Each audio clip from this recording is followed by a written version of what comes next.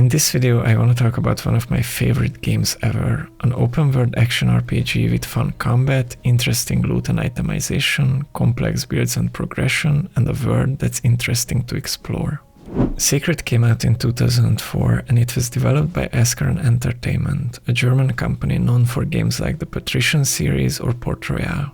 When it came out, Sacred was a huge hit domestically in Germany, but it was very popular all over the world as well. For example, specifically in my middle school classroom, this is all we talked about. We played Sacred at LAN parties, talked about builds in the school hallway at recess, and we were just generally obsessed. The game has been out for about 20 years now, so I decided to take a closer look at it again. Was it actually as good as I remember? If you want to get into it now, you will be able to buy the Gold Edition, which includes the 2 editions the base game got after its release. Sacred Plus adds some new regions and new monsters, and Sacred Underworld is a full expansion pack with a new campaign, a lot of new zones, and 2 new classes. All of this is included in the Gold version. After you buy it, however, it will most probably require some tinkering to make it run well on a modern PC, as there is no definitive mod for it like the Bloodlines unofficial patch or OpenMW. And I wanted to play it as vanilla as possible, so first I tried running it as it is after downloading the Steam version. It freezes on the loading screen for fonts. Okay, so I installed the fonts from the game files into Windows. Now it loads but freezes on the main menu. So next I have to run it in Windows XP compatibility mode. Now it runs, but the aspect ratio is all messed up. So I installed DG Voodoo, which has a lot of customization for how I want it to look like, and now it runs widescreen and only freezes sometimes. I understand. I will find the elements. It makes performance much better, but it will still stutter sometimes, which is visible on the recording too. I think it's because of the 60 FPS, and I'm sure if I would adjust it a bit more, it would go away, but it only happens sometimes. It's fine. Oh, and if you try to tab out of the game, it will freeze into a little black square that only goes away on a full restart, so that's something. There's a mod called Sacred Reborn that would fix the resolution, but it also comes with gameplay and balance changes that I think are aimed at more experienced players, so I didn't want to install that. And there's Sacred Pure HD, which is supposedly just a graphics mod, but when I learned about it, I was already playing the game and didn't want to mess with it, so I don't know how it is. But from what I gathered reading the forums while trying to solve these, you might not even have any problems running the game. It all depends on your specific system, so you might be able to run it just by downloading it. Or you might have completely new and exciting errors come up. Anyway, I saw a lot of this, but it works now, so let's talk about gameplay. Sacred is an action RPG, so put on your battle armor and book your RSI appointment because we are going clicking. You move around by clicking, you click on enemies to attack and right click to use abilities. On the lower part of the screen you have weapon sets, potions, skills and combos you can switch between with these keybinds. Switching between the skills you use a lot with keys so far away takes a bit to get used to, but it's not that bad. The UI is kind of ambiguous though, because you see your skills on cooldown slowly regenerating. And I would think it would be ready when it hits this point, but later I noticed it actually uses the full circle for this, and this border is just an overlay. So if you have a really high cooldown skill, it will look like it's ready when in fact it still needs a few more seconds. But overall the controls are very standard. There is a loot button though, and your character will just run around and gather everything on their own, which is great. You can play online with friends or do everything completely solo. To start the game, you will have to choose between 2 campaigns, the story of the base game and the story of the expansion. The expansion continues the story of the base game and it requires a higher level character, so starting with the original is the obvious choice. You choose from the 8 different classes and choose a difficulty, bronze or silver. You'll always have to get to the end of the story on the highest available difficulty to unlock the next one. Difficulty in this game works just like in earlier Diablos, where you play through the game a bunch of times with the same character, and every time the difficulty increases, so does the level of the enemies and the quality of the loot that drops. There is no character selection screen like in a more modern game, so the way you change the difficulty is you find the save file you want, export your character, and then when starting a new game, import it into the difficulty you want. It's kinda inconvenient to do this, especially if you have a million save files, and more recent games do this better of course, but this importing system works too, it's not a big deal. And you will need to do it a lot, because you'll need the monsters to keep scaling up in levels to progress your character. So to start, you can choose from bronze or silver. Bronze is basically there if this is your first ever ARPG, or just want to feel like a god and not be challenged at all ever. I'd recommend starting on silver. The enemy scaling is much better, they will constantly keep up with your level, so you'll get more XP and higher quality loot. You can get into a high level zone on bronze too, but it's much rarer. Every opponent I meet here could be my last one, so beware! And even if they overlevel you, you'll most likely win. And another thing that's similar to Diablo is that when you die, the HP of the enemies will stay the same. They will not heal back to full after you damage them. If you die, you'll be teleported back to the last main story checkpoint, lose a bit of gold, but you can run back and continue the fight from where you left off. So there's really no downside to trying out a higher difficulty. Another thing you could do is start on bronze, get a feel for the game, and around level 10 you can export your character to silver. You'll start over, but you'll be in a much better spot to get your character rolling on the higher difficulty. So every time you start a new difficulty, your exploration of the world and the waypoints you found stay unchanged. But your quest progress resets, so you can do the main and the side quests all over again. We'll talk about the main quests in their own section, so let's go over a few things here about side quests. These are all over the place. Basically every settlement and every point of interest on the map has a few of them. And they usually fall into one of these categories. Escort an NPC from point A to point B. Sometimes these are cows or even a bunny. Get an item or deliver an item in a limited time frame. Bring X amount of an item or kill X amount of NPCs. You can keep track of all this in your logbook. This has descriptions of quests, quest items, skills, your character, and a lot of useful info in general. There is a history section for the lore scrolls you find throughout the game, and you can even see some stats about your adventures. The story of these side quests is usually not that deep either. It's like, hey, my ship is missing, bring it back. And you do it, and there's nothing really learned about the world during it either. There are choices sometimes during them, but overall they are not really that interesting. You just do it for the rewards. The quests themselves usually give XP or gold or skill runes, but sometimes they drop equipment as well.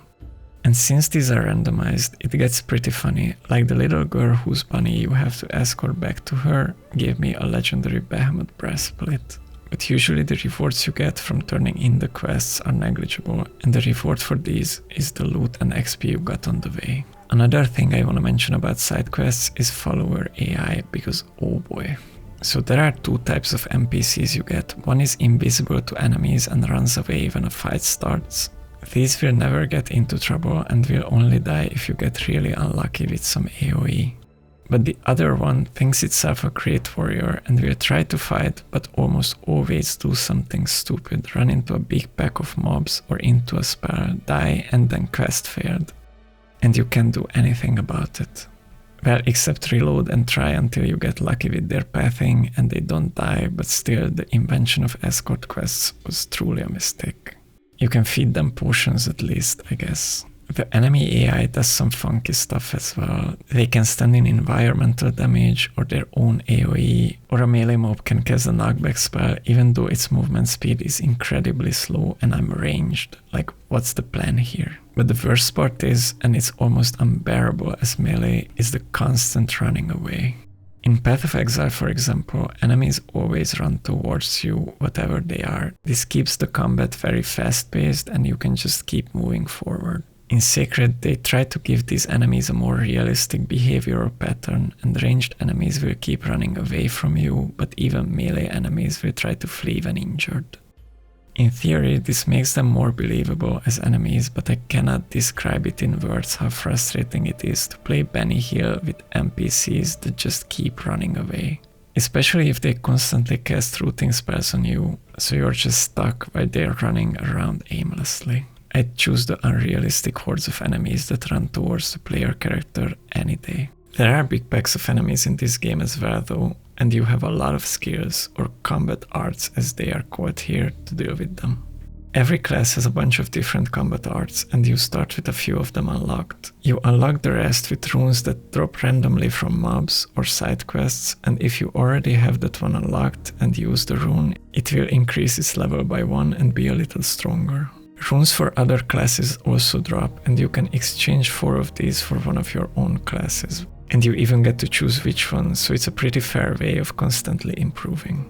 And there's a bunch of different types of combat arts like jumping, healing, rooting, polymorphing. Combat can be as versatile as you want it to be, and I never really got bored of trying new ways of combining these. Speaking of which, and this is where this whole thing gets into min-maxing, you can have combos in this game. You go to the combo master, this old mage looking guy in every city, and you can create a sequence of combat arts that if you put on your skill bar and press, they will be cast in order you set them without having to wait for their individual cooldowns.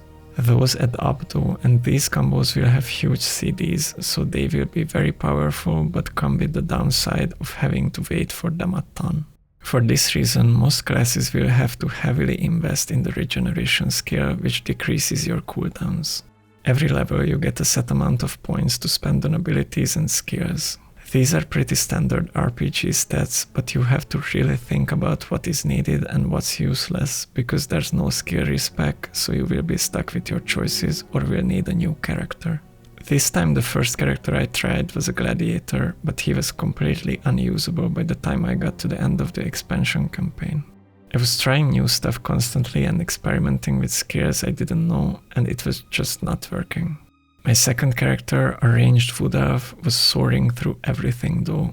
I'm at the end of gold difficulty with her and never had any problems anywhere, certainly not like with the gladiator. I chose a kind of standard ranged build with her and never really encountered anything that was challenging. Maybe this is because melee or specifically the gladiator sucks, but I think it also just shows how important regeneration and using your abilities as often as possible is. There's also mounted combat, by the way. It's not really a real thing, as your attack speed is way down on horseback and you can't use melee abilities. Instead you'll have trampling, which is fun I guess. But horses die a lot and have weird pathing sometimes, so I found it's almost always just better to dismount, fight and mount back. You can call your horse at any time anywhere, so there's not really a downside to dismounting often. Well, maybe the fact that the horse can spawn in inaccessible locations too, where you have to resummon it to be able to mount up. The last big part of character customization is the loot itself. I found it's always exciting and there's lots of upgrades all the time. Gear is very important to builds as well, and you'll find set items too that change how you play your character greatly. I'm not 100% sure on this, but in my experience, loot is completely random. Small little mobs can drop amazing loot, and dragons can drop nothing of value. Seems to me that anything can drop from anywhere. This makes target farming impossible, but it's always worth it to fight every enemy you see. Again, this might be different on higher levels. There are very interesting stats on the gear that drops, for example an extended night or day stat that's good for the vampiress class because she is more powerful at night. And there's also an added layer of customization for certain items. Some of them will have these sockets in them and you can go to the blacksmith and put in extra attack or defenses, or even put in skill runes to make those stronger. And early on, it's really worth it to just check the vendors as well, as they are most likely going to have some upgrades for you. And after the first 5 minutes, you will most probably have enough gold to buy anything in the game. The gold economy is completely off. The use of gold is probably important in trading in online games, but I only played single player this time, so I never really had any problems with not having enough money for any vendor item. Like a horse costs a few thousand, but you'll have 200k. There will be items sometimes that cost a ridiculous amount of gold, but even then I never even got close to zero. Most of the time you'll only need potions from the vendors anyway, as most boss fights are winnable if you have an inventory full of health potions and spam them fast enough. As long as the boss doesn't literally one-shot you, you'll be fine. And if you close and reopen the vendor window, the available health potions will refresh, so you'll most likely never run out of these anyway. If the vendor stops stocking them, you could also just save and reload, and bam, they're available again. So you'll have to do quite a bit of inventory Tetris with potions and items you find, but there is an auto-sort feature, so it's not that bad at least. Oh, and another thing I wanted to mention about loot, by default your character will have a looting animation where they kind of kneel down to pick up the item. And if you cancel this at any time, the item will not be looted. It's much better to turn off these animations in the setting, and the item pickups will be much faster. So these are the three main pillars of character building in this game: gear, skills and attributes, and the combat arts. And you do all this so you can progress in the open world more efficiently. And this is by far the best part of Sacred, so I want to talk about the open world aspect in detail too, and how it complements the gameplay and why it works. The main thing, I think, are the small map design choices that are immediately there after starting your first character and will be abundant throughout the whole map. Like when you go into a settlement and local children run after you, or how enemies also frequently fight each other, or when in the desert, the further away from human settlements you go, the composition of enemies slowly changes until it's nothing but undead. You'll notice stuff like this constantly, and it keeps the world feeling alive and believable. Navigating the map is a big part of the fun too. You can see on the world map that there's a bunch of different types of zones, and all of them are huge. Like I played around 60 hours and have around 20% map exploration. You can orient yourself with the use of road signs in the world, but there are quest markers on the map and an overlay map of your immediate surroundings as well, so it's really hard to get lost. You can just go wherever and find your way out easily. There's always some caves filled with interesting enemies and dungeons and bandit hideouts that keep the exploration rewarding. You'll always find something to explore. And a lot of these are not even explained, like you find 2 graves in the forest and what is this? Or a little shack filled with corpses in the woods. You can guess these gargoyles around here have something to do with this, but it's not explicit. Or you find a path in the forest and follow it, and it just keeps on going, and at the end, suddenly you're up against a dragon. You can visit a zoo, or even find vendors in the middle of nowhere. You can see something on the map and you can just go there. The exploration itself was the reward. You see the world, see cool monsters there, a new type of zone, and that's it. You got some XP and loot, sure, but just looking around the place was exciting. Some of these things you find are explained in side quests, but not always. Not everything has to be an activity and a daily quest and a farmable currency. Just letting the players loose in the world is enough and works really well here. And your character will always comment something on the place you arrive at, which rewards this player behavior of just wandering around. Bravesbury, but no trace of brave people anywhere to be seen. It is remarkable how these people can live in these houses of cold stone and slaughtered wood. And once you finish all the quests in an area, your character will say something like, "This region is at peace." And a flag will appear on the map to show you've cleared everything. And another thing that supports this exploration is that enemies always respawn, and there's a bunch of different enemy types to fight everywhere. Sometimes it's really funny because the enemies will wander into settlements and the NPCs just stand there. Like, yes, this is exactly where I want my blacksmith shop to be, next to these demons. But these mobs will also scale to your level, so it will be easy to farm XP and level up while you are out in the wilds. I think scaling in this game works in a way that every zone has a level range, so if some place is from level 10 to 20, and you go there at level 1, the enemies will be minimum level 10, but if you go there at level 50, they're gonna be maximum 20. So you can outlevel places, but especially on higher difficulties, these ranges are pretty wide, so you will easily find enemies to farm. There's also XP shrines and even XP potions to help you in this. It's so weird they're giving it for free though. You buy the game and get the full game with every item in it, They could provide insane value for the shareholders by selling it in an in-game shop. What were they thinking? Anyway, a really interesting problem that arises with the open world ARPG is traversal. How do you get from point A to B in a relatively quick manner that doesn't break up the exploration completely? So one solution is teleporting. You don't want to do it too much because then the world itself becomes obsolete, but you don't want to do too little because then the player has to run around everywhere. The way it works in Sacred is there are big teleport gates. These are usually in cities along your route through the main quest. You touch them and they become active, and you can go to any other one of these you've unlocked. Technically, you don't have to teleport, it's an open world, so you can walk everywhere on the map. Teleporting just makes it quicker. There are smaller ones, these are all over the place and come in pairs, so you can only go to the other one they are connected to. They will be dormant and you will have to have the correct teleport rune to activate them. These come from quests usually. There is no town portal scroll, but I think the amount of teleports is perfect. You always feel like you have an available shortcut, but it's never like you only see snapshots of the world and otherwise you're just teleporting around. Another solution is the mount itself, but this gets quite complicated in an ARPG.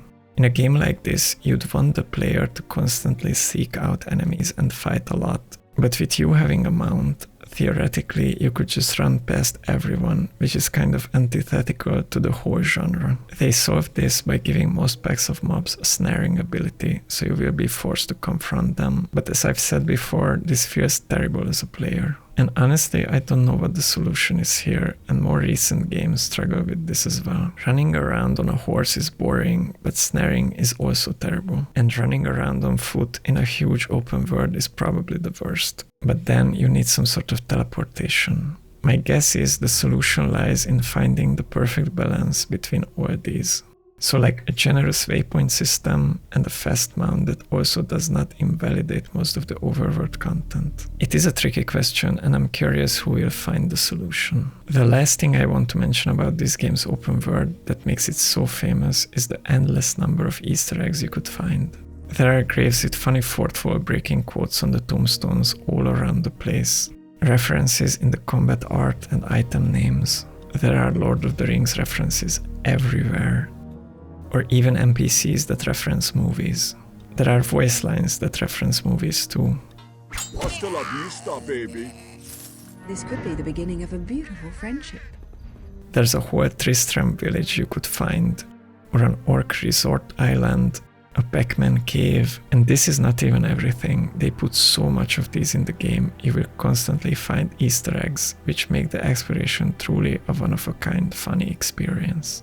Most of what I said here are true for the base game campaign. The Underworld one is quite a bit more linear and it's more focused on combat than exploration. But I will talk about this difference in the story section. First, I want to explore the visuals in a bit more detail. If you zoom in from the more global aspects of map design, the game is still very strong visually. It has incredible atmospheres down to the last detail. You run into huge underground settlements with intricate interiors. They even have artwork on the wall. You can explore cities, but go into individual houses as well and see how the locals would live. At night, people will walk around with torches. There's fog, there's rain. You can find ruins, abandoned buildings, go into a volcano, find statues of local settlements and ancient cities. There's fish in the water of the rivers, non-combat critters roaming the land everywhere, and just generally great atmospheric mood throughout the whole game. The map is not procedural, so it will be the same on every playthrough you do. But this comes with a level of detail and care that I haven't really seen in any other ARPG since. There's some funny things too, like NPCs turning to face the player at all times, or the building tiles being visible on some structures. But I think this one is because of the resolution mod I'm using, and it breaks something. And even little things, like seeing your footsteps in the sand. Look, more hidden footprints. Just adds so much to the visual depth of the experience. And the design of the various types of enemies is also great. You will meet a wide range of different monsters, sometimes many of them at once, and even the boss fights have extraordinary visual presentation. Everything in the game has such a unique texture to it too. It feels real and detailed, but stylized at the same time. I hope it comes through just by looking at the footage, but playing it is truly something else. Everything comes together, the designs, the spell effects you'll see during combat, the textures, and it gives the game a very distinct visual style that I'm completely in love with. The sound design is a bit more hit or miss, as there are great parts that integrate into other aspects of the game smoothly, and parts where it stands out a lot. So for example, the combat sounds are great. The sound effect of the weapons and spells have a lot of impact to them that makes fighting enemies more visceral.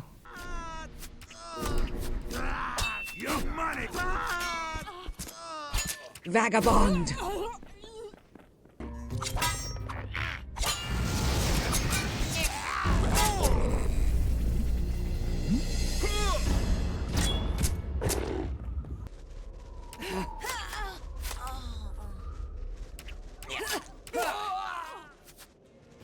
The sound effects in general are great too.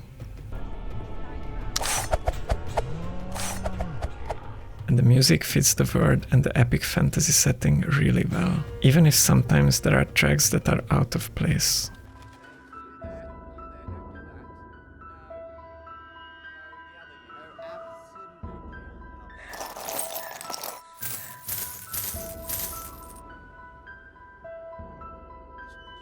But my biggest problem was the voice acting. Maybe it is because the game was originally in German and the English localization is not the best, or maybe it was a conscious choice. Either way, I don't really understand what happened. There are funny voice lines during combat. Yippee-yi-yay, pigface! But there are a lot of times when it's just kind of annoying, like a lot of yelling. Or breathing sounds for no reason.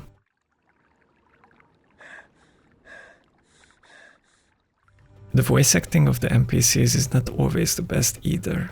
Welcomes to Globanur. Poor Globa. Bad demons in cellar. Unable to give you more than good advice.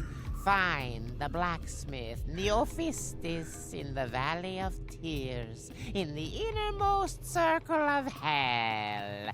But I have another mission for you. Because of his discovery of the Orc invasion force, report to Baron de Mordry at Crow Rock Castle. Take him a message that he should bring me reinforcements at Wyvern Pass, where we can only stop the Orc invasion together. And some of the enemy voice lines can make you go crazy very fast.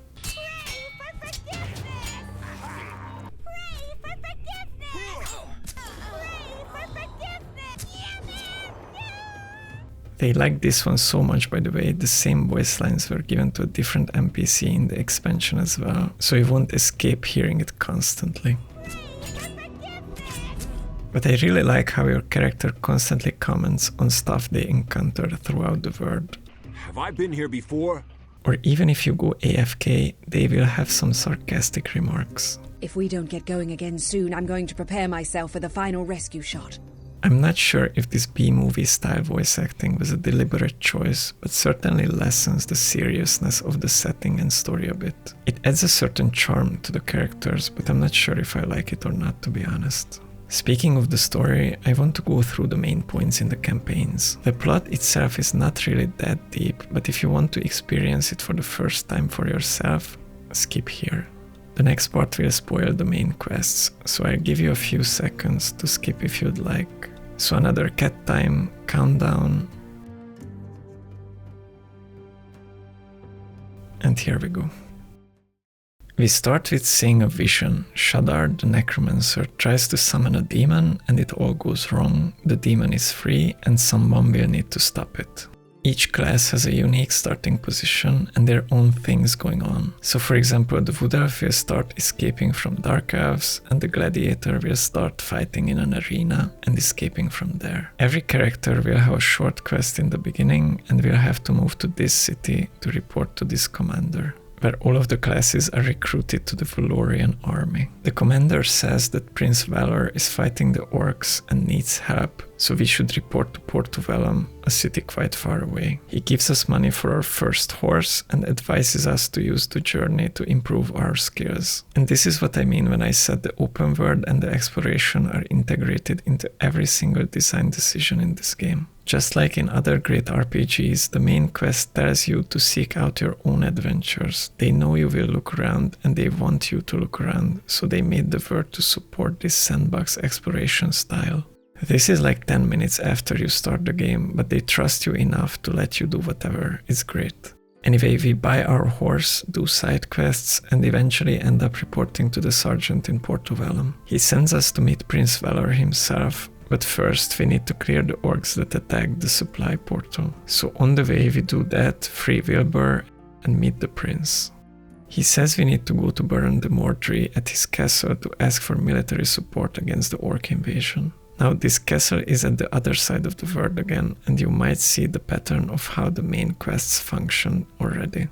It's oh good, you're here, you need to go to talk to someone else though, and they are a long journey away, go.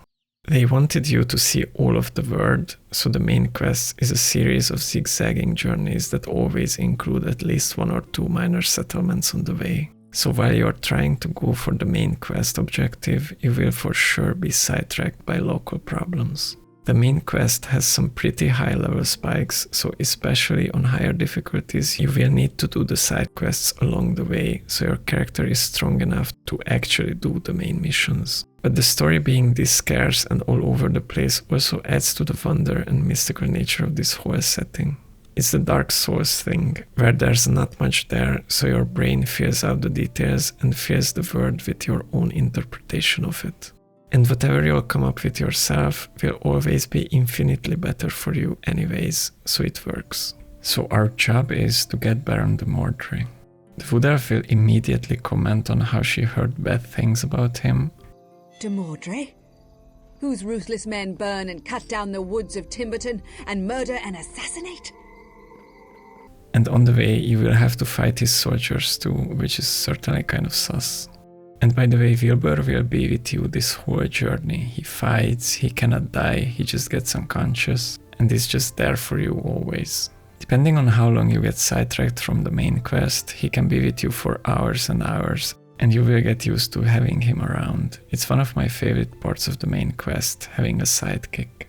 When we finally meet the Baron, he's kind of apprehensive about the whole thing, but says he will give us 1 elite unit of his warriors. He says we should take his ring to their captain in Ice Creek Pass, and that this captain will know what to do when he sees the ring. Okay, not at all ominous. So we go to this place and the captain laughs at us and says that the ring means that de Mordry wants us dead, so the whole unit attacks us instead of helping. When I said the story itself is not that deep, this is what I meant. It's a twist, I guess, sure, but like he was obviously a bad guy. Everyone except the prince was hinting at how awful he is. Talking to him, he was very mean. We fought his soldiers. Like, obviously he cannot be trusted. But we fight off these attackers and Wilbur receives a fatal injury. It's scripted, so he will always die, and after all these adventures you went through with him to get here, this is genuinely a very sad moment. With his last words, he says we should warn the prince about the betrayal. Also, we have to go to Wyvern Pass, which is here. The prince moved a little bit west to fight the orcs, but in the meantime we are at the other side of the world again, so it's a long journey to a zone we haven't been before. The bridge that crosses to this area is guarded by de Mordry's soldiers, as I think he's trying to prevent us or anyone from helping the prince. But we kill them and find the Valorian camp in the desert. It's not looking good though, everyone is dead except one guy who asks us to bring him water. And if you had the pirated version of the game back in the day, you might remember that this item was not here. The devs put DRM into the game in the form of a critical main quest item missing, so you couldn't progress after this point, where you could spawn the item in with a console command, or so I'm told. But in the Steam version, the water is here, no problem, so we bring it back to the dying soldier. He tells us that the orcs massacred everyone, but the prince managed to escape and hide. We have to find Baroness Vilja, who is the prince's GF, and she will probably know where he is. So we journey to the city in the north where she lives and find the place crawling with Demordry's soldiers. She was put under house arrest by the Baron, who wants to marry her to legitimize himself on the throne. The prince's father is dying, and the Baron wants to be the new king. And they also think the prince to be dead, because probably no one else knows that he fled. So we talk to Vilya, and she says the prince hides in the forest and we should escort her out of captivity to his beloved. We fight our way out of the city and through the forest and meet the prince finally. He's happy to see Vilya again and says the king just died, so Demordry controls everything now. We need a different plan now, as the situation is getting complicated, so we talk to the king's sorceress, Sharifa. She says we need to find out why the orcs are attacking and teleports us back to the desert to investigate. You'll have a choice here: help the orcs kill the undead and their dragon, or just kill the orcs and loot the stuff you need from them. If you do the looting route, you will find a demon horn that you have to bring back to the prince, who is at the capital city at this point. You'll find the capital under Demordry's command now and see that his soldiers are killing anyone who dares to rebel. You'll find the prince hiding in the sewers under a tavern. So the orcs were defending themselves against the undead with the horn of a Sakar demon, as these demons can command the undead. And this is the demon horn we found.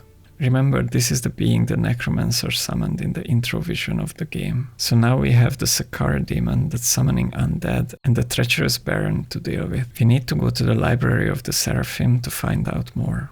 We need to travel with Sharifa way up north, and when we get there, we find the place overrun by goblins and ice giants. We find a small group fighting against them. The gladiator immediately falls in love with the angel lady. Impressive wings, sister. And we make our way to the depths of the library. We find an old Seraphim hologram, and the recording tells us of the 4 elements of the world that are needed to protect everyone in times of great crisis. So Sharifa just teleports away and is like, "Oh, gather all 4 and meet me, see ya." So we travel around the world. First, the element of air, close to where we were at the library. We also learn that these elements are always well protected and have dragons near them. So even if you miss the optional ones, you will for sure have to fight and defeat at least these few. This first one has a portal next to them that teleports us south into the desert, next to the volcanic area, where we will find the element of fire after another dragon fight. Next is an old elven ruin, and I think this is the biggest dungeon of the whole game. It has endless tunnels and multiple levels of branching paths. You will probably get lost here a few times. You will have to do 2 things here. First, close the dam so we can access the next element.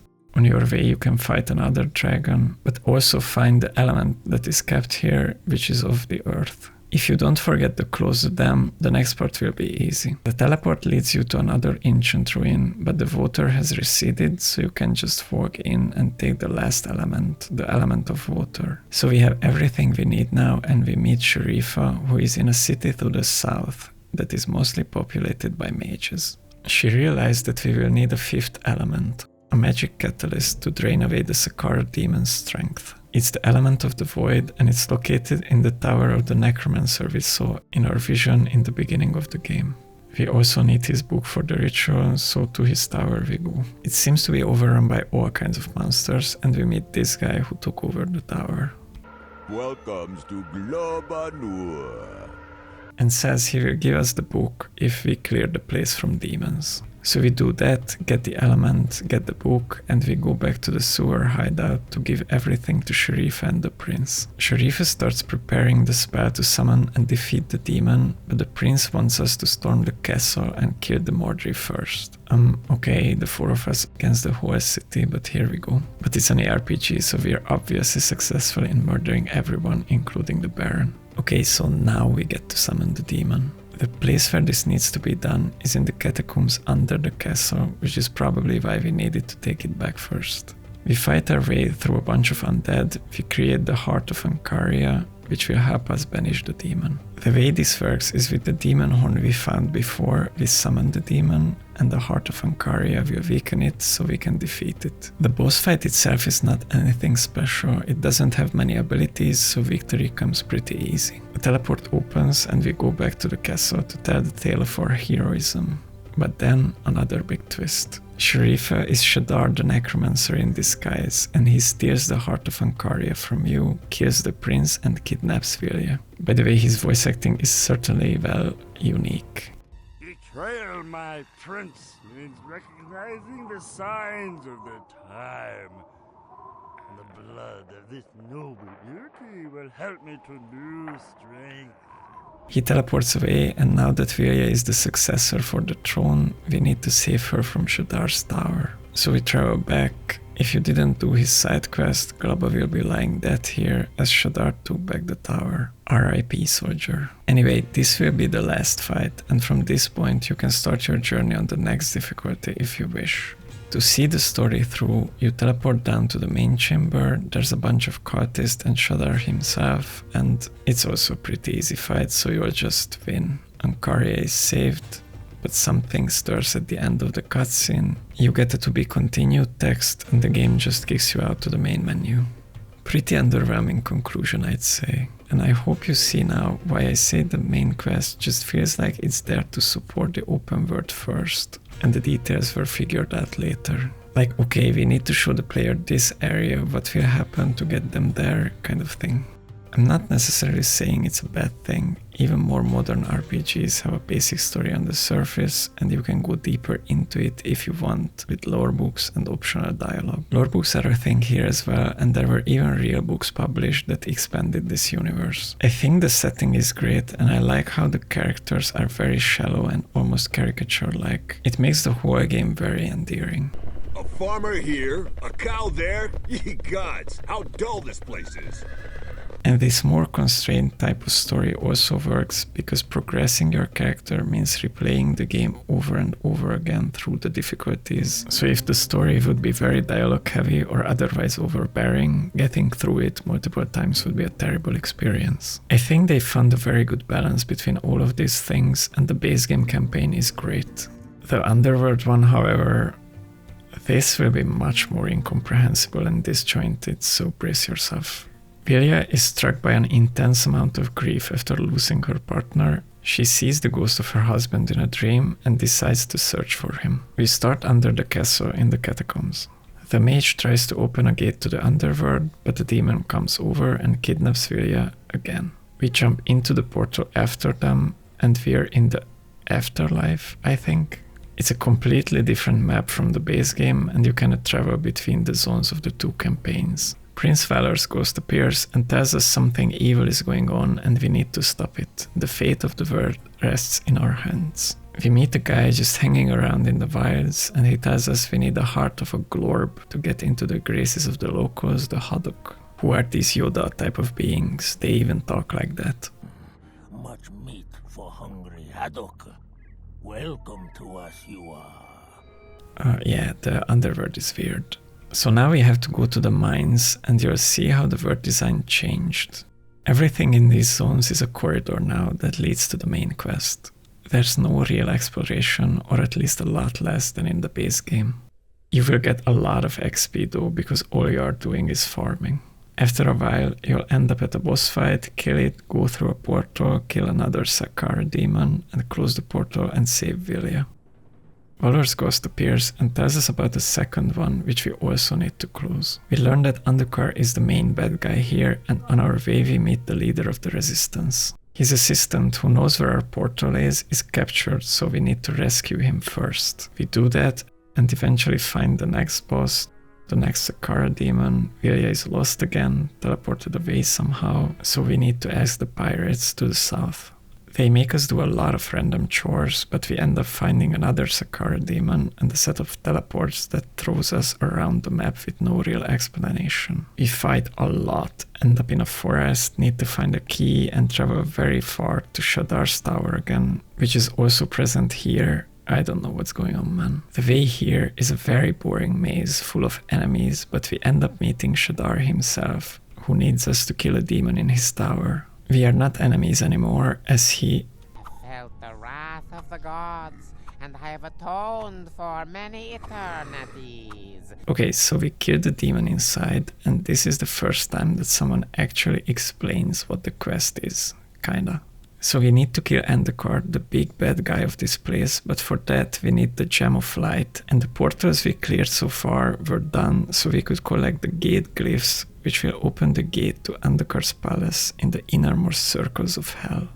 So it kind of makes sense, but I'm not sure why it wasn't presented as clearly before. Everyone talked about this sort of, but for me it never really clicked what we are doing, only here. And even then, it's kind of a non-story. If you feel like nothing is really coherent in this summary, it's because the story isn't really coherent in this expansion. No real characters or meaningful plot, just fighting through the corridors. But anyway, we are still not done, so we need the Gem of Light, which we get from the Blacksmith of Hell. And this is going to be the end of the story, and it's an incredibly long fighting section with kind of the same enemies all the way through and no teleporting back. So you will have to be absolutely confident in your character because you will not get a break from this point. You fight your way to the keyholes, insert the glyphs, and the gate opens. The blacksmith is there, and if you want to prolong this purgatory for yourself, you can help him and find your way through a dungeon. But it's easier to just kill him and take the gem. With it in hand, you have everything you need to fight Endicott. You arrive at his palace and find him at the end of a series of long corridors. It turns out Villy was double-crossing us and made a deal to help Endicott in his invasion so she could have the prince back. So we kill Endicott and she's pissed. Endicott resurrects as a big demon and kills her, we kill him, Valor takes her soul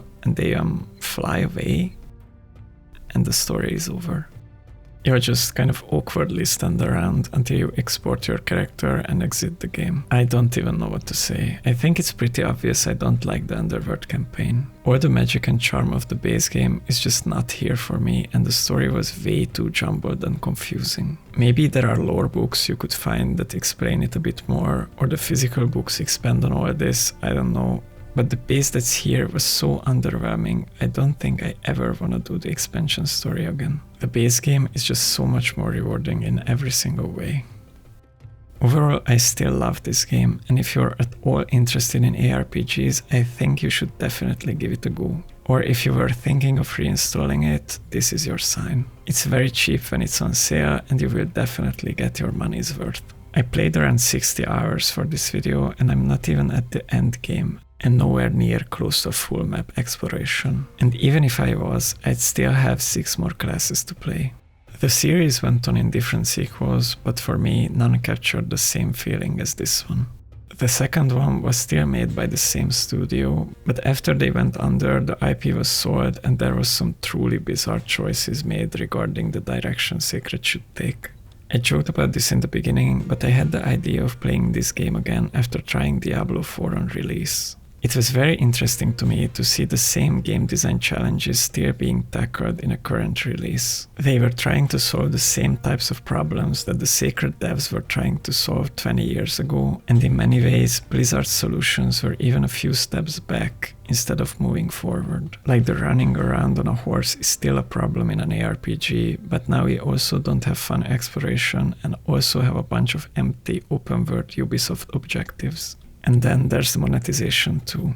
Going open world is fine, but I think trying to move this genre closer to the MMOs is not the right way to modernize these games. In my mind, a modern single-player ARPG would look like something like a top-down view Skyrim with action RPG combat. So we'd have exploration and stories that are deep and meaningful, supported by a complex ARPG combat system. But this is just a daydream, and I'm sure these companies do not have a shortage of idea guys. I understand the corporate reality that MMO-style games make more money too, and the rigid processes that come from a structure that includes hundreds of people. They talk about this in the documentary, but a big part of the charm of Sacred is how an individual could have a big effect on the game. Someone saw a cool movie or had a great idea and could just put it into the game and it was fun. Huge companies work very differently and it's hard to recreate this sense of wonder in that environment. But I'm really rooting for the Diablo devs. They seem passionate about trying to make the game something people enjoy and I hope they succeed in the long run. But I'm still looking forward to games like Last Epoch and PoE 2 in the near future,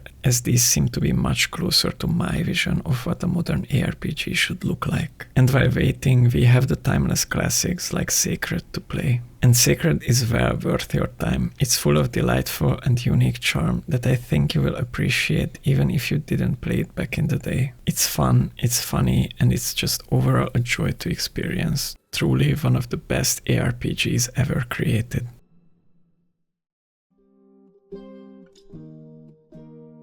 Okay, so I was able to make this video pretty quickly because I got completely addicted to this game for a few weeks, but the next one I'm planning is gonna take a bit longer. It's also about a game I love and we are going back to medieval history again. I'm already planning the museum trips and books I'm gonna read. I'm super excited, but it will take a few months. So in the meantime, you could watch these videos or comment about your experience with Sacred. I'm sure a lot of you are just as fond of this game as I am. But that's it for this video, and see you in the next one.